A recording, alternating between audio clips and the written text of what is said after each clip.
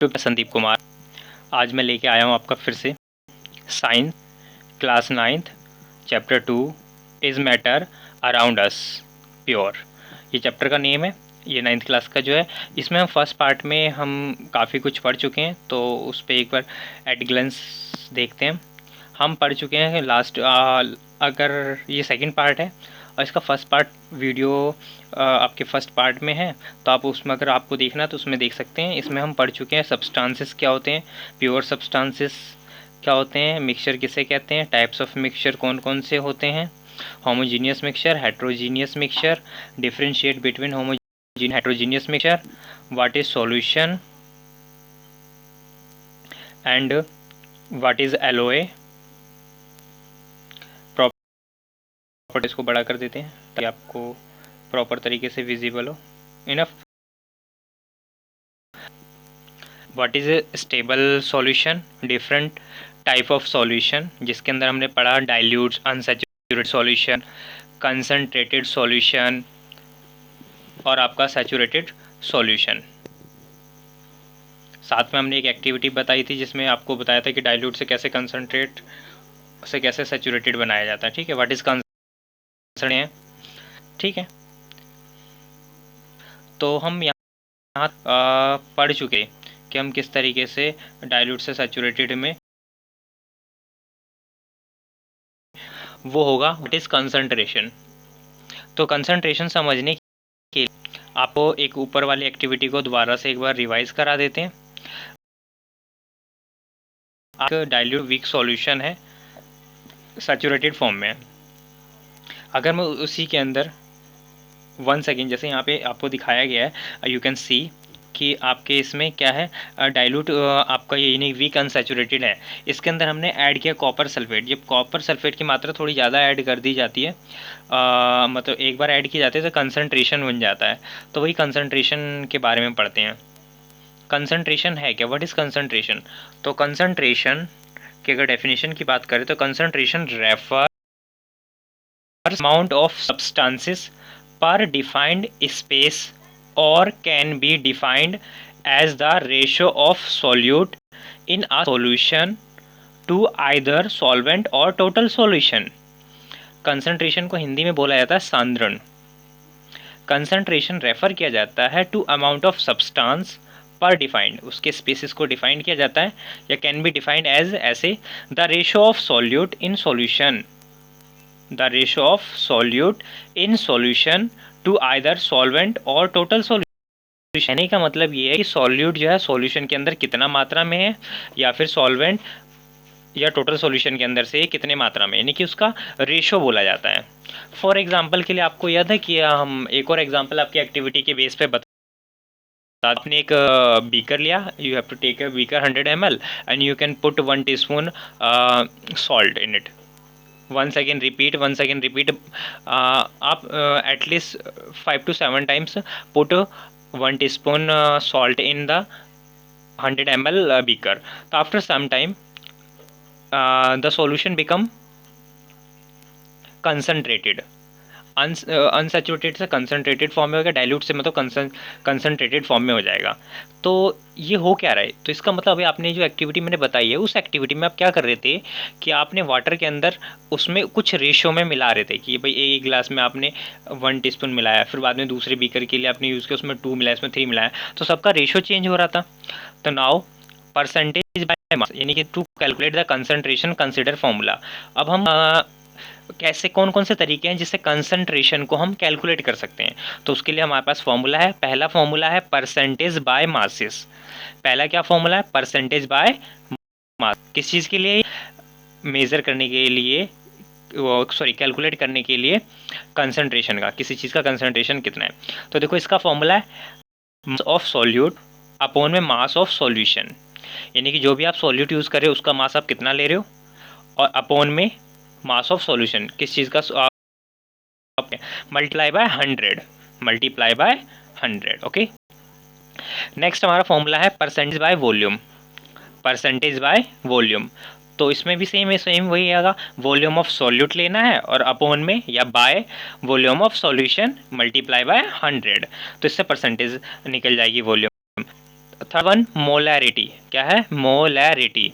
बाकी molarity, molality, normality ये सब आप इसमें भी सिर्फ डेफिनेशन पढ़ेंगे, बाकी आप 11th क्लास में जब जाओगे तो उसमें बहुत डीपली आप पढ़ोगे, स्टडी करोगे। ओके, तो मोलैरिटी की बात करते हैं, number of moles of solute upon में volume of solution in litre, यानी कि number of moles, number of moles हम देखेंगे किसी सॉल्यूट का कितना है और divided by volume of solution in litre, जो आप वॉल्यूम लोगे वो लीटर के फॉर्म में लेना है। Where moles of solute, moles of solute क्या है आपका गिवन मास अपॉन में मोलर मास। अगर मोल्स निकालना है, मोल्स ऑफ सॉल्यूट निकालना है तो उसके लिए formula we can use given mass, यानी कि जिस चीज़ का मास गिवन है और उसी का मोलर मास। ओके,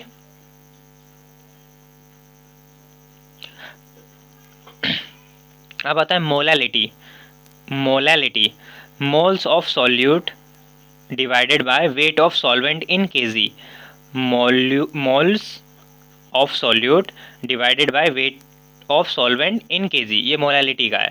यानी कह सकते हैं molality is the ratio of moles of solvent पर weight of solvent in KG. Okay, अब आता है अगले नेक्स्ट नॉर्मेलिटी। क्या है नॉर्मेलिटी, नॉर्मेलिटी को एम से डिनोट करते हैं। ओके, मोरल, अगर मोलैरिटी है तो कैपिटल एम, मोलैलिटी है तो स्मॉल एम, नॉर्मेलिटी है तो एन। इसके लिए फॉर्मूला हम यूज़ करेंगे number of moles equivalents, number of moles equivalents divided by volume of solution in litre, divided by volume of solution in litre. Okay, और साथ में इसको हम ऐसे भी लिख सकते हैं masses of solute divided by equivalent mass multiply solute in litres, यानी volume of solution in litre. तो ये नॉर्मलिटी का हो गया।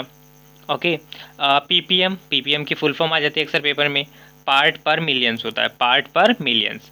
इसके लिए फॉर्मूला होता है mass of solute divided by mass of solvent multiply by 10 की पावर 6, 10 की पावर 6, क्योंकि मिलियन है ना इसलिए 10 की पावर 6 आया है। अब आता है मोल फ्रैक्शन। तो फ्रैक्शन सॉल्यूट का अगर निकालना है, सॉल्यूट का मोल फ्रैक्शन निकालना है तो उसके लिए फॉर्मूला हम moles of solute divided by total moles of solution, moles of solute divided by total moles of solution. अब आता है मोल फ्रैक्शन सॉल्वेंट का निकालना है, अगर मोल फ्रैक्शन ऑफ सॉल्वेंट निकालना है तो moles of solvent divided by total moles of solution. और नेक्स्ट वन मोल फ्रैक्शन निकालना है अगर सॉल्यूट का, और सॉरी एक कंडीशन, एक रिलेशन है इन दोनों के बीच में, mole of fraction solute plus mole of fraction solvent. In solute और सॉल्वेंट हमेशा मिलाएंगे तो इनकी वैल्यू हमेशा 1 आएगी। क्या आएगी? Is equal to 1। अभी देखो हमने सिर्फ इसमें ना आपको डेफिनेशंस कराई है, क्योंकि आपको बताया था कि अभी मैं वीडियो इस तरीके से बना रहा हूँ कि पहले हम 2-3-3-4 पार्ट में आपका थ्योरेटिकल पोर्शन कंप्लीट करा देंगे। ये होने के बाद फिर आपके हम कराएंगे आपके कुछ अगर फॉर्मूले रिलेटेड है फॉर्मूला करा देंगे, उसके बाद किसी में डेरिवेशन है या कोई न्यूमेरिकल है तो न्यूमेरिकल। इसके अलावा फिर हम शॉर्ट, वेरी शॉर्ट, लॉन्ग और MCQs क्वेश्चंस करेंगे और प्रीवियस ईयर पेपर डिस्कस करेंगे इस तरीके से। लेकिन यहाँ पे एक प्रॉब्लम कि इतनी सारी चीज़ें अगर मैं एक चैप्टर को लेके कराऊँ तो फिर उसके लिए फिर 1 महीना लग जाएगा। तो इस हिसाब से तो फिर हमारा सेकंड चैप्टर के लिए तो नेक्स्ट मंथ का टाइम आएगा, तो इस तरीके से फिर ज़्यादा हो जाएगा। तो मैंने ये सोचा है कि मैं इस तरीके से करता हूँ कि पहले मैं थ्योरेटिकल सारे चैप्टर्स करा देता हूँ, फिर सारे चैप्टर के थ्योरेटिकल होने के बाद इतना तो कि आपका बेस क्लियर हो जाएगा, फिर उसके बाद इनसे रिलेटेड हम न्यूमेरिकल या फॉर्मूला डेरिवेशन जो है वो कर लेंगे। इसके अलावा फिर उसके बाद MCQs कर लेंगे, साथ में इंपॉर्टेंट शॉर्ट्स क्वेश्चन वगैरह कर लेंगे। तो इस तरीके से क्या, इस तरीके से हमारा सिलेबस भी पीछे नहीं रहेगा और बैलेंस होके चलता रहेगा। ठीक है, तो आगे हम चलते हैं। आगे हमारे नेक्स्ट आता है terms, what is suspension. Solution पढ़ा, उसके बाद सस्पेंशन आते हैं। सस्पेंशन है क्या? What is suspension? A suspension is formed when 2 and more substances are mixed in a non-uniform manner. Suspension क्या होता है? सस्पेंशन 2 या 2 से ज़्यादा सब्सटेंसेस को मिक्स किया जाता है इन अ नॉन यूनिफॉर्म। पीछे आप सॉल्यूशन में देख रहे थे यूनिफॉर्म हो रहा था, यूनिफॉर्म का मतलब मिक्स होने के बाद एक बना था, लेकिन ये नॉन यूनिफॉर्म होगा। और नॉन यूनिफॉर्म है तो इसका मतलब हेट्रोजीनियस की बात हो रही है ना, क्योंकि होमोजीनियस तो यूनिफॉर्म था। तो हेट्रोजीनियस मिक्सचर आर सस्पेंशन, जितने भी हेट्रोजीनियस होते हैं वो सस्पेंशंस होते हैं। ठीक है, the solute does not mix with the solvent and can be view through the naked आई। इसमें जो है सॉल्यूट जो है सॉल्वेंट के साथ मिक्स नहीं होता है और हम इसमें उन दोनों को अलग अलग नेक्ड आई से देख सकते हैं। ठीक है। बट सॉल्यूशन के अंदर ऐसा नहीं था, सॉल्यूशन के अंदर सॉल्वेंट और सॉलिड दोनों मिक्स हो जाते थे और we are not able to see with naked eye. Okay, अब आता है जैसे हमने वहाँ पे सॉल्यूशन की डेफिनेशन के बाद उसकी प्रॉपर्टी पढ़ी, तो सेम ऐसी प्रॉपर्टी ऑफ सस्पेंशन पढ़ते हैं। A suspension is a heterogeneous mixture. Suspension क्या है? एक हेट्रोजीनियस मिक्सचर है। We can see the particle of suspension, we can see the particle of suspension through naked eye. हम इसको नेक्ड आई से देख सकते हैं। थर्ड पॉइंट है इसका प्रॉपर्टी में, we can see the path of light through the particle of suspension. Suspension कोई भी है, उसके अंदर हम टॉर्च की लाइट कुछ करते हैं तो हम उसके पार्टिकल्स को हम देख सकते हैं, easily we can see. The particle of suspension tend to settle down when left undisturbed, then they can be separate by filtration. हम इसमें क्या, इसके पार्टिकल जो है सेटल डाउन मतलब टेंड नहीं हो पाते, मतलब sorry particles of suspension tend to settle down when left, अगर इसको हम डिस्टर्ब ना करें तो सेटल डाउन हो जाता है। जैसे सैंड का एग्जांपल नहीं दिया था आपको कि सैंड को वाटर के अंदर मिक्स कर देते हैं और आफ्टर सम टाइम हम देखते हैं वो कुछ टाइम के बाद उसके पार्टिकल्स सेटल हो जाते हैं और वाटर ऊपर हो जाता है, नीचे आपका लेयर हो जाता है। इसको हम फिल्ट्रेशन से कर सकते हैं। तो वन सेकेंड रिपीट करते हैं प्रॉपर्टी हमने क्या क्या पढ़ा। पहली तो हमने पढ़ी कि we can the see the particle suspension through the naked eye, और सस्पेंशन क्या हेट्रोजीनियस मिक्सचर है। दूसरा आपने पढ़ा कि particle we can see the particle of suspension through the naked eye. Third है we can see the path of light through the particle of suspension, उस अगर उससे कोई पाथ होकर गुजरता है तो हम देख सकते हैं। और फोर्थ है कि आप उसको सेटल डाउन करते हैं तो उसको डिस्टर्ब नहीं करते हैं तो हम उसके पार्टिकल्स को हम फिल्ट्रेशन से हम सेपरेट कर सकते हैं। ओके, आगे चलते हैं। What are the colloid solution? What are the colloid solution? What are the colloid solution? Solution बोलते हैं। अ कोलाइड, ये colloidal solution is a uniform solution, ये यूनिफॉर्म सॉल्यूशन होता है of two and more substances, ये दो या दो से अधिक सब्सटेंसेस का यूनिफॉर्म सॉल्यूशन होता है। The particle of relatively very small, क्योंकि इसके अंदर जो पार्टिकल्स होते हैं सॉल्यूशन के बहुत छोटे होते हैं। Solution appear as homogeneous mixture but it is not, ये होमोजीनियस मिक्सचर की तरह इसके पार्टिकल्स लगते हैं बट एक्चुअल में होते नहीं हैं। ओके, क्लियर है? इसमें दो या दो से सब्सटेंसेस को मिक्स किया जाता है, ये भी रिलेटिवली सॉल्यूशन में जैसे अपीयर होते हैं ऐसे होते हैं बट एक्चुअल में ये होते ही नहीं है। ठीक है, अब आता है प्रॉपर्टी ऑफ कोलाइड। जब हम इसके बारे में कोलाइड की प्रॉपर्टी की बात करते हैं तो समझ में आ जाएगा। Colloid are heterogeneous in nature, अभी हम हेट्रोजीनियस जो बात करें तो वही हेट्रोजीनियस है क्योंकि ये नॉन यूनिफॉर्म है। और the particle of colloid can not be seen through the naked eye, और the colloid of particle can not be seen through naked eye, naked eye से हम इसके पार्टिकल्स को नहीं देख सकते। The particle scatter a beam of light. The particle of scatter beam of light passes through a collide and produce Tyndall effect. कह रहे जब इसके अंदर से लाइट पासेस होगी ना तो हम क्या कर सकते हैं, मतलब इसके इफेक्ट के वजह टिंडल इफेक्ट होगा तो हम उसमें देख पाएंगे। Colloid are stable in nature, क्या होता है कोलाइड जो होते हैं स्टेबल होते हैं in nature, stable in nature, and the particle of collide do not settle down if left in uninterrupted।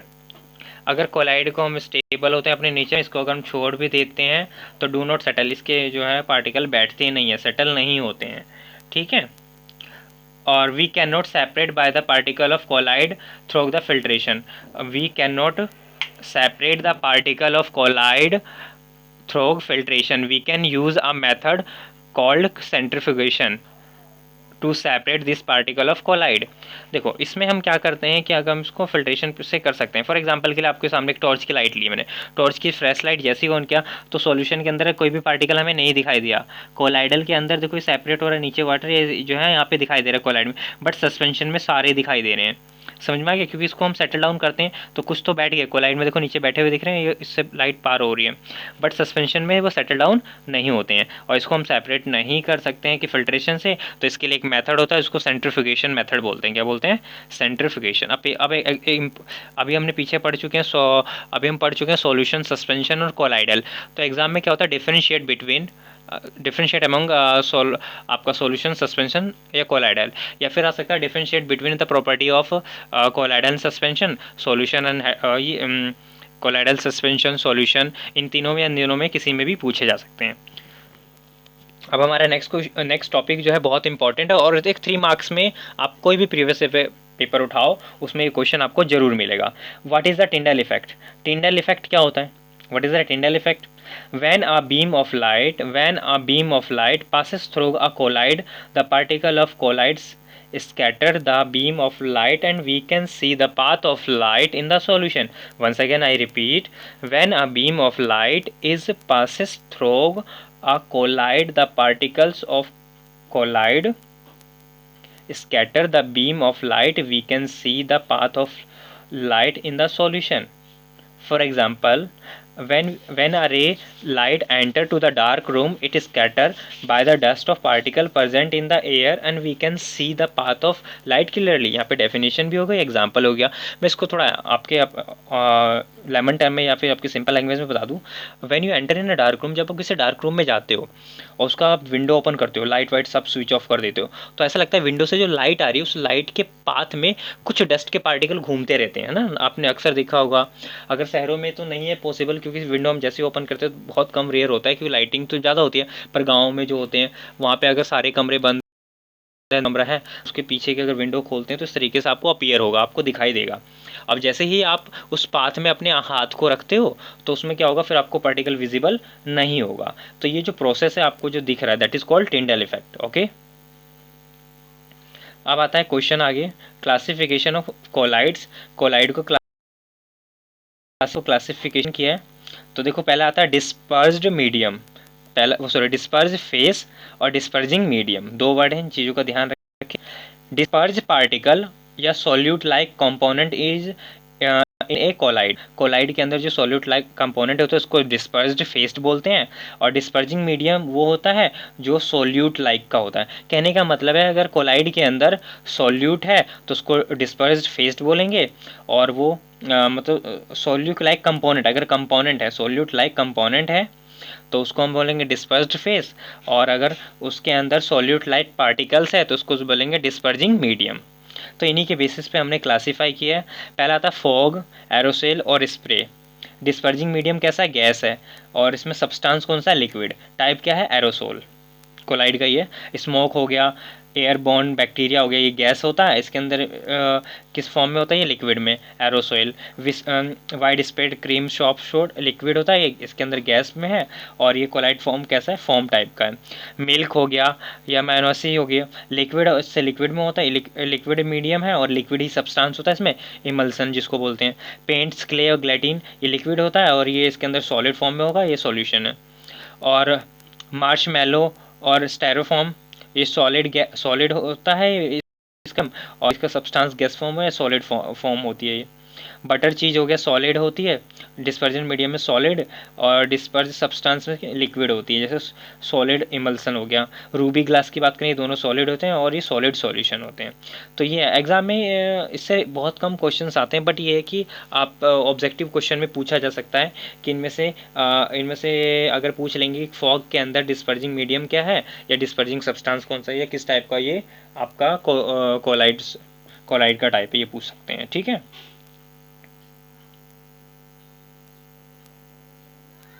आगे हमारा आता है how to separate component of mixture. Mixture को हम किस तरीके से सेपरेट कर सकते हैं? तो we can separate the heterogeneous mixture into their constituent by the mean of physical method. हम इसको फिजिकल मेथड से कर सकते हैं, कौन को और भी मतलब हेट्रोजीनियस मिक्सचर को फिजिकल मेथड से हम कर सकते हैं सेपरेट। पहला फिल्ट्रेशन है, दूसरा हैंड पिकिंग है, तीसरा सीविंग है। ये फिजिकल मेथड है। क्या है ये? फिजिकल मेथड है। Okay, filtration, hand picking, sieving. आगे आता था component of mixture can be separate from each other the several other technique. और इसके अलावा मेथड के अलावा और कौन कौन से टेक्निक हैं? तो पहला है इवोपोरेशन, दूसरा है सेंट्रिफिकेशन, तीसरा है सब्लिमेशन, चौथा है आपका क्रोमेटोग्राफी, और पांचवा है आपका डिस्टिलेशन। तो आज हम बात करते हैं सबसे पहले फिल्ट्रेशन। फिल्ट्रेशन में आप क्या, सैंड है और वाटर है, वो आप फ़िल्टर कर सकते हैं। ठीक है, फ़िल्ट्रेशन पेपर, फ़िल्ट्रेशन एक मतलब एक बहुत थिन पेपर होता है, आप उसके अंदर डाल दोगे तो उसमें वाटर भी जो है उसमें फ़िल्ट्रेट होके नीचे गिरता जाएगा, जो भी उसके अंदर डस्ट या वैसे पार्टिकल है, सैंड पार्टिकल है, वो सेपरेट हो जाएंगे। दूसरा प्रोसेस है हैंड पिकिंग। हैंड पिकिंग आपने विलेज वगैरह, विलेज एरिया में, वैसे शहरों में तो बहुत कम ही होता है, विलेज एरिया में आपने देखा होगा कि अक्सर वुमेंस वगैरह क्या करती हैं कि आपके राइस के अंदर से या फिर आपके और भी अनाज हैं पल्सेस के अंदर से, या फिर आपके क्या बोलते हैं गेहूं के अंदर से कुछ जो अनवांटेड सब्सटेंसेस होता है उनको पिक आउट करके फेंकते रहती हैं, तो हैंड पिकिंग का प्रोसेस होता है। सेविंग क्या होता है, आपने देखा होगा आपके घर में जो चक्की का आटा यूज़ करते हैं उसके लिए आप छलनी यूज़ करते हैं, तो छलनी में क्या होता है, जो आपका भूसा होता है वो उसको हम सेपरेट कर पाते हैं। ठीक है, फ्लोर उसको सेपरेट कर पाते हैं उसको भूसे से। ठीक है, तो ये आपका हो गया। और आपके आगे जो आते हैं component separate from each other by using several other techniques like, तो आगे की जो ये है पार्ट्स। अब अगर ये वीडियो वैसे ही काफ़ी लंबी हो जाएगी अगर मैं आगे कंप्लीट कराऊंगा तो अब इसको हम यहीं रोकते हैं, आज के लिए इतना ही है। अगर आपको किसी तरह का कोई डाउट हो तो प्लीज़ कमेंट करें, और अगर आपको ये लग रहा है कि हाँ ये वीडियो थोड़ा क्वालिटेटिव है और आपके लिए इफेक्टिव है तो प्लीज़ हो सके तो शेयर करें, और आपके शेयरिंग से मुझे काफ़ी मोटिवेशन मिलेगा। And thank you so much, और हमारे चैनल से जुड़े रहने के लिए धन्यवाद। आपका दिन शुभ हो।